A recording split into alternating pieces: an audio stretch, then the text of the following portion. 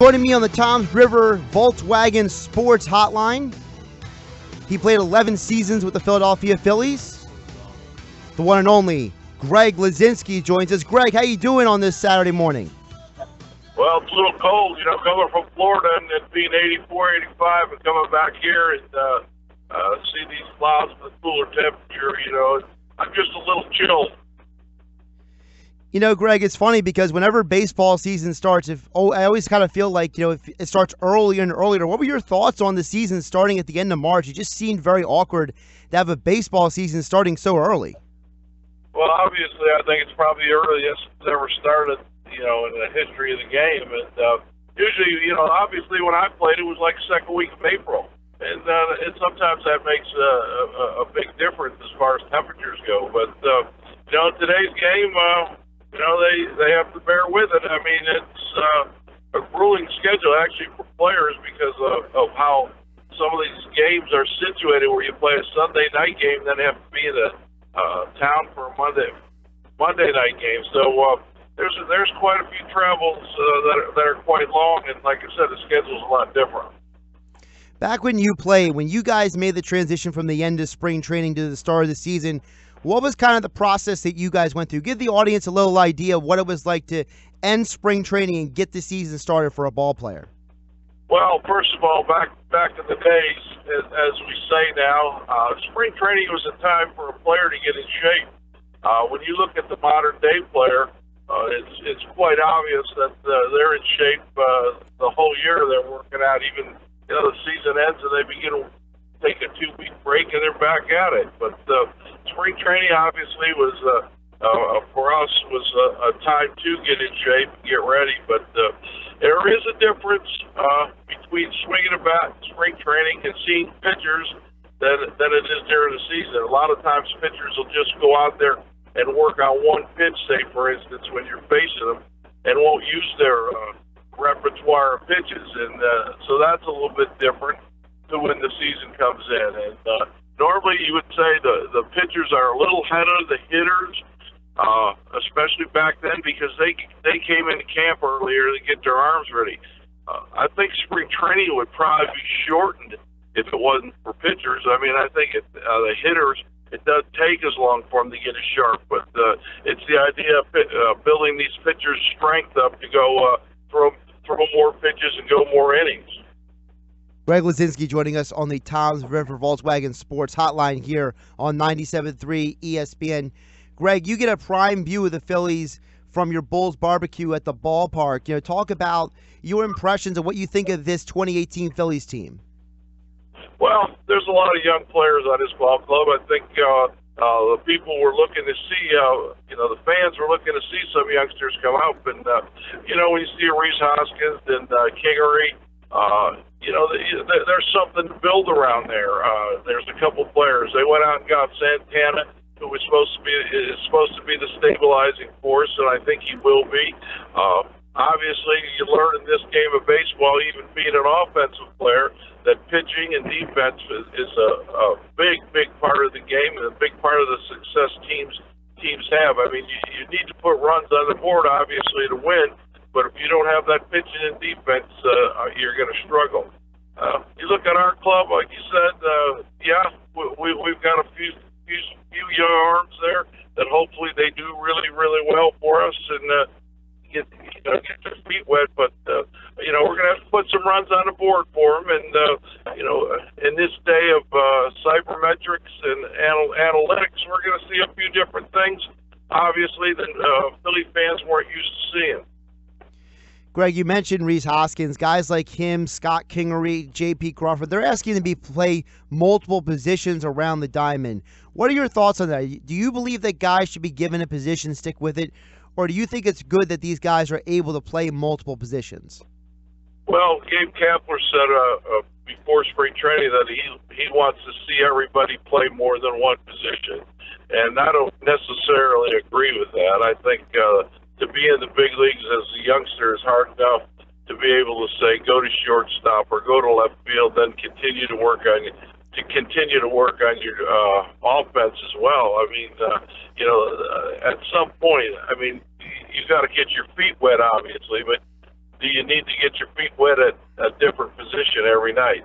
And so I think it's a lot easier. I think it's a lot easier on players when they know they're going out there every day and going to get their 4 at bats. They're going to be in the same position. I just think it becomes a process to where, you know, your work day begins, you know, by feeling ground balls, taking fly balls, you know, stretching your arm out, things of that nature to get ready for that position. And then obviously the batting cage and BP before the game. So there is something to be said for being in the same spot in the lineup and also in the same position on the field. We saw Rhys Hoskins burst onto the scene last year at the end of the season, crushing home runs, having an amazing breakout at the end of the year. What are your expectations for him in 2018? Well, you know, everybody's looking for that big home run number, and you know, it's always not that easy to repeat. You know, we seen some firsts last year with this gentleman as far as hitting home runs go, and the time he hit them, I think he set some records. But Rhys is a big, strong kid. He's a hard worker, and I think as he gets to know these pitchers well and better, you know, his success will probably be greater. You know, today's game, I think when you look at home runs, a guy that can hit the ball, ballpark, that is very important. But you're looking at a guy that could go over 30, 35, somewhere in that nature, maybe 40 in today's game. But you know, let's not forget he's still a young guy, still learning a lot of these pitchers, and like I said, moved from first base to left field, which I don't think will be a problem for him whatsoever. But obviously, we expect big things out of Rhys, and hey, he expects big things out of himself. Trust me. You mentioned Gabe Kapler earlier. We saw him get booed on opening day at Citizens Bank Park. What is your perspective on Kapler out of the gate? Are you saying, let's be patient with the guy, or are you looking at him maybe with a side eye and saying, this guy's I don't think this guy's got it? Well, most managers are brought in, you know, as fits to your ball club, you know, and I noticed in the last couple of days there's been some comments by players, and it's not going to be the first comments or the last comments. They're going to happen again, and part of it is the system. Gabe Kapler was brought in here to use cybermetrics and analytics. Philadelphia was last in cybermetrics and analytics years ago, and now they've climbed pretty much to the top. The thing for me is that you know, you need to know how to use those.